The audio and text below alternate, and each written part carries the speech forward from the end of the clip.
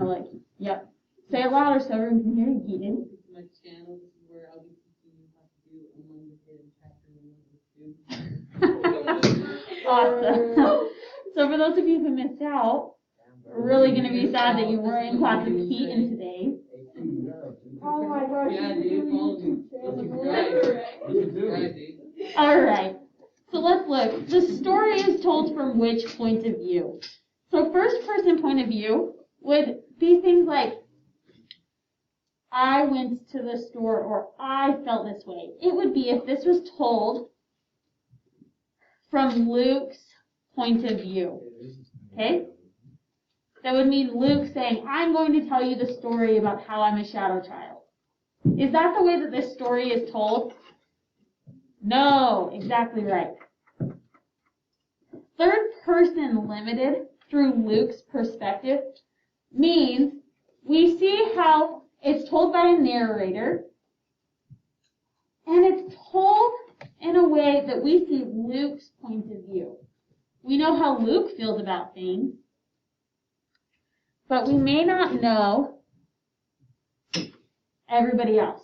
So we can see how Luke feels about being a shadow child, but we don't know his mom's feelings or his dad's feelings. Okay? Third person omniscient would be we know how everybody feels all the time. We know how Matthew and Mark and Dad and Mom and the government feel. And then third person objective means that it's just telling us the story, but we don't know anybody's feelings at all. It's very clear that if it's not first person, then the story is definitely told in what point of view? Third person. And it is correct, Egan, limited to Luke's perspective, B. Okay? Third person limited. We do see how Luke feels. Chapters 1 through 2 are most like which of the following stories? Holes, when Stanley is sent to a juvenile detention center for stealing tennis shoes. Number the Stars, where Anne-Marie helps her Jewish friend hide during the German invasion in Denmark. Black Beauty, where beauty is passed from owner to owner. Or The Sign of the Beaver, Matt is left in the Maine wilderness while his father goes to gather the family. I've only seen holes. You've only seen holes. That one, I want you to give your best effort. Number 3, give your best effort for what you think the answer is there. We will go over these answers tomorrow. Number 2.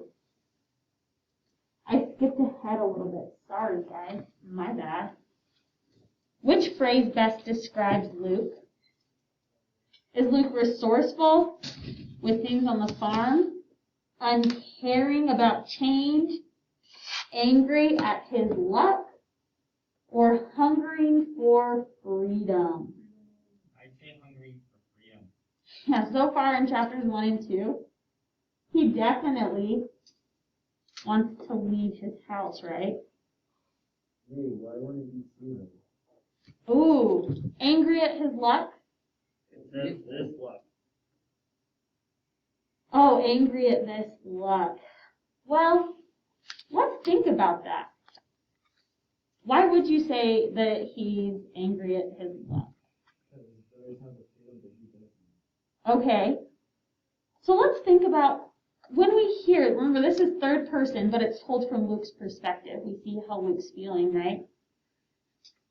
He says that he wants to know more, but does he ever say that he's upset? Does he sound totally angry, or does he sound more like he just wants to be free? Oh, what makes him sound angry to you?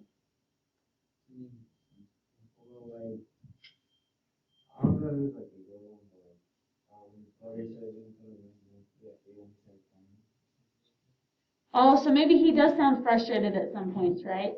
Especially when it comes to his brothers. So I can see how you would answer with C. I think D captures what he really wants. which is he really talks about wanting to be free. But he does mention feeling angry. So if you answered C, I would see how you're close, you're getting there.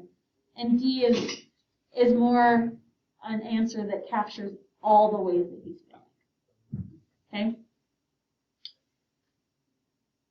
Okay? Sentence or number 4. Read the passage from chapter 1. Death was a fly that stopped buzzing when the swatter hit it. What type of figurative language is used? Alliteration.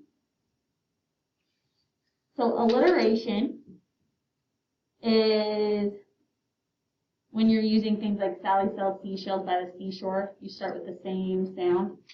Is that going on here? No. Metaphor is when you compare two things without using like or as. So it'd be saying like, her heart was on fire, or the sun was afire. Her eyes looked like marbles, or her eyes looked like a black hole. Okay?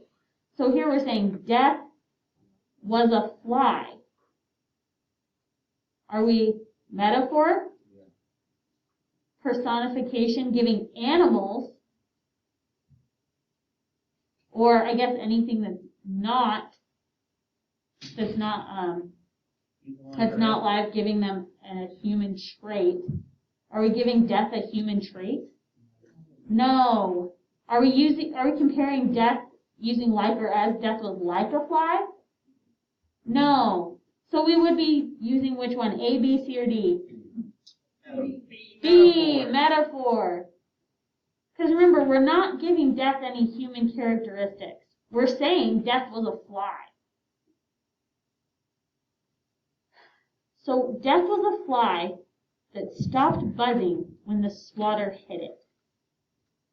How does the thought of death make Luke feel? What does that mean to say? What? And how does saying that death was a fly that stopped buzzing? Yeah, so you're saying it's scary because a fly getting swatted, that's kind of scary for the fly, right? To see a big swatter coming at you. So I would say something like, Luke feels, because remember we want to restate the question, and maybe I would say, death makes Luke feel uncomfortable and scared.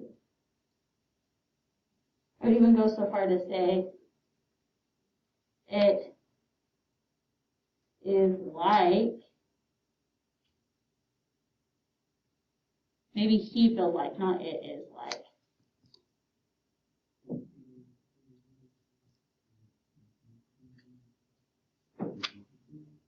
So he feels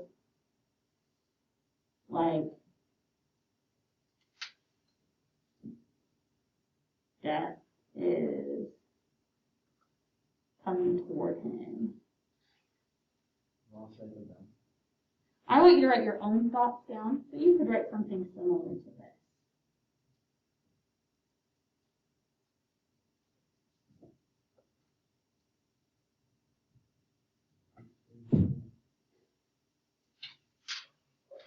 Number 5, sequence the events in the following order.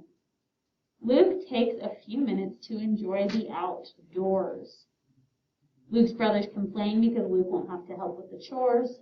Luke's father tells them he must stay away from the windows. Luke's mother calls out for him to hide. The narrator explains why Luke must hide. And in 3 seconds, Luke's mother has hidden all evidence of Luke. You have to figure out and remember what happened in what order. So, it would be helpful for you guys, we have about 5 minutes left of class. I'm going to stop our recording. Maybe.